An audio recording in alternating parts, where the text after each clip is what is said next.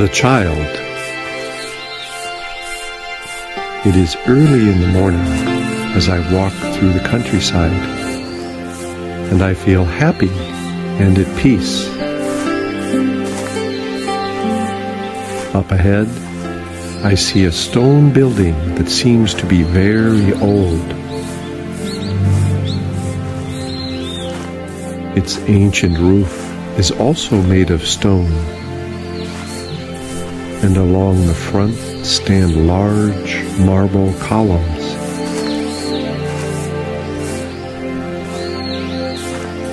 As I near the building, I can see it has a massive metal door. Suddenly, I'm surprised when two ferocious beasts charge toward me from one side of the building. Fortunately, they're held back by strong chains, which stop them just out of reach.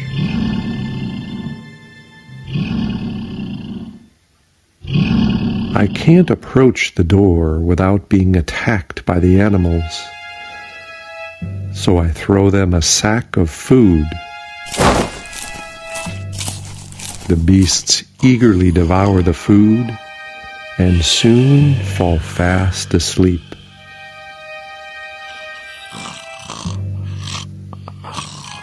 Approaching the door, I inspect it carefully, but cannot find a door handle or any other way to open it.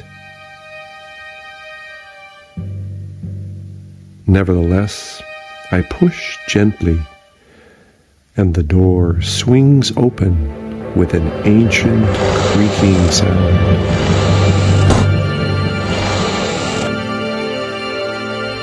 A long, softly lit room opens before me.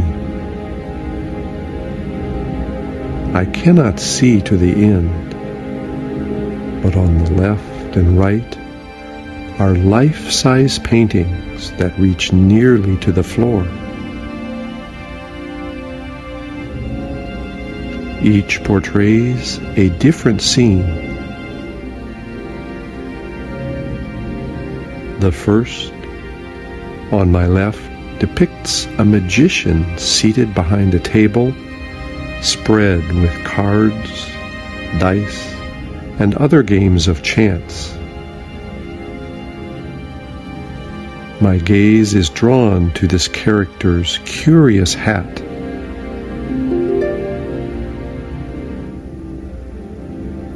I try to run my finger over the hat in the painting, but feel no resistance to my touch.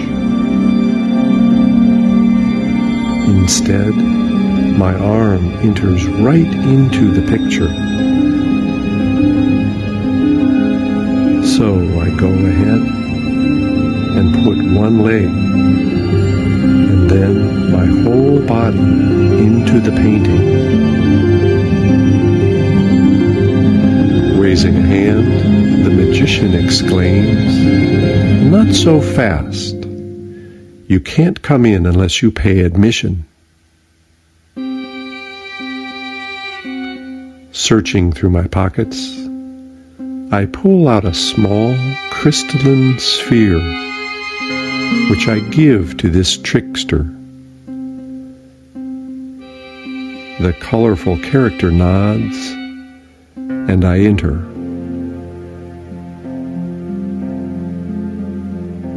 It is night, and I find myself in an amusement park.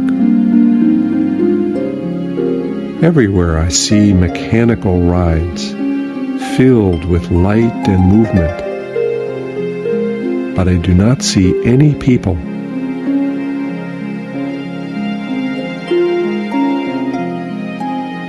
Then I discover a child about 10 years old who is facing away from me. As I move closer, the youngster turns to look at me, and I realize it is myself when I was that age.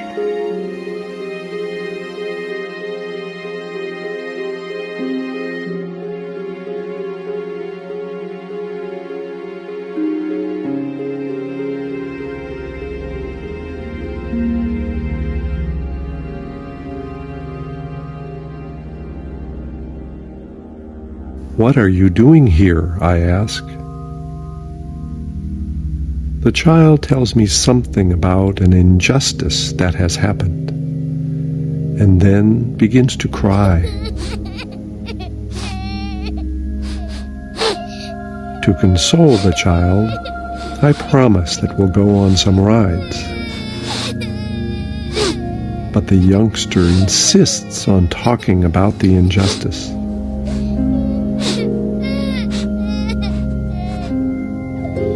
In order to understand the child better, I try to recall what happened to me at that age that was so unfair.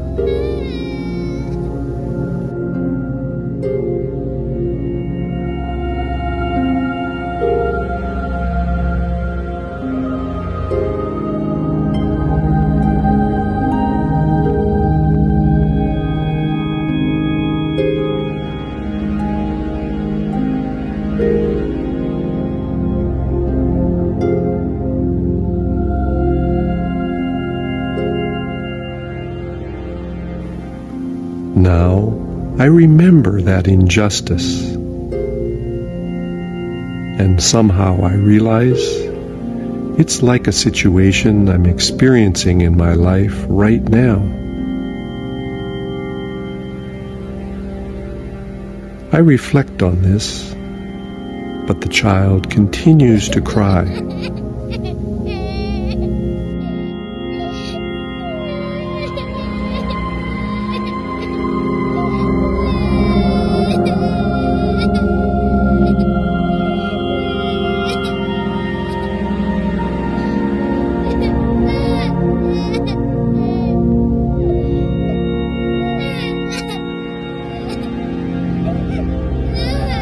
So I say, "All right then, I'm going to straighten out this injustice that seems to keep happening to me."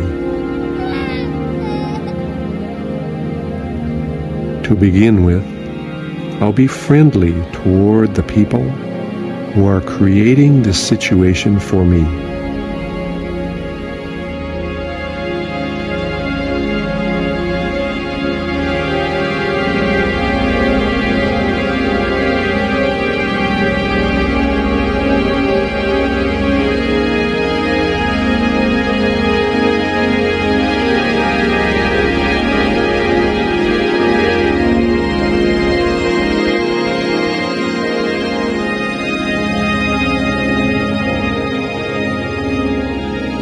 I notice that the youngster is laughing now. With an affectionate pat, I say that we'll be seeing each other again. Saying goodbye, the child goes away very happy.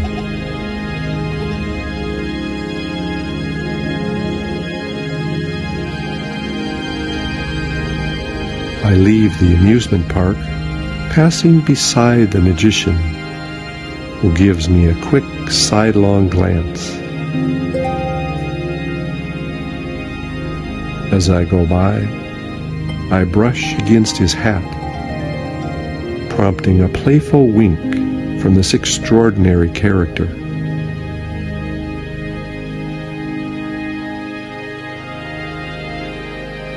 I emerge from the painting and once again find myself in the long room.